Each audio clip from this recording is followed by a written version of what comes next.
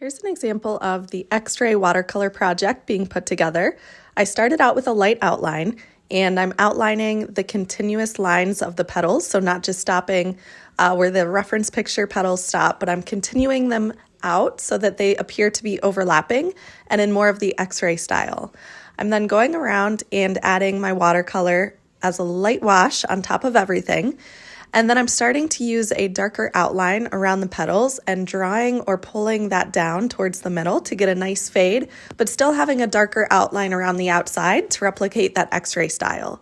And then I'm moving down and jumping around throughout the entire painting, so I'm not just focused on one spot, getting it perfect, but I'm moving around and slowly building my layers as I go. So I'll keep jumping and coming back to the different parts of the flowers. So here I'm going in with another layer, adding a slightly more blue tone. Looking off of my reference picture, I had some blues and purples in my image. I'm just continuing to make sure that the areas of overlap are a little bit darker, and then areas where there's just the one flower petal, a little bit lighter. And then as I move around here, I'm continuing to build those layers, add more texture as I go. Another thing to note is that I'm allowing these layers to dry in between. So it's not shown here, but I am taking a blow dryer every once in a while to dry off the different areas before I go in with more layers or details on top.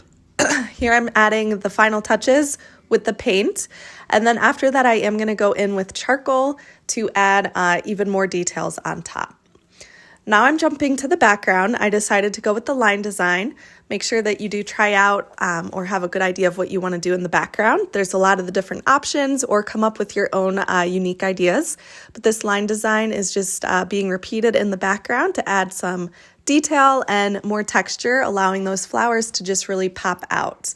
I'm also going to be adding a vignette around the outside just to really bring that attention in towards the focal point of the flowers. So get creative with your backgrounds. There's a lot of different options that you can do to really make those flowers stand out. And then, like I said, I'm going in with charcoal, so I'm using black and white charcoal.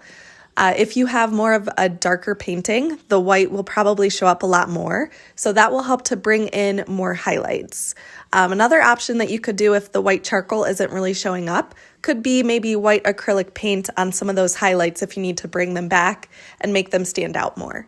And I'm just using the black charcoal here, smoothing things out, really refining details, bringing texture into the different areas, and then I'm adding this vignette in the background, starting with a light wash of color and then darkening the edges as I go.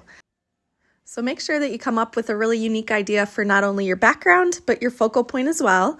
Emphasize that X-ray style, so show areas of overlap being a little bit darker, and then areas that don't overlap having a little bit of a lighter value, and then continue to build those layers, bring out details as you work.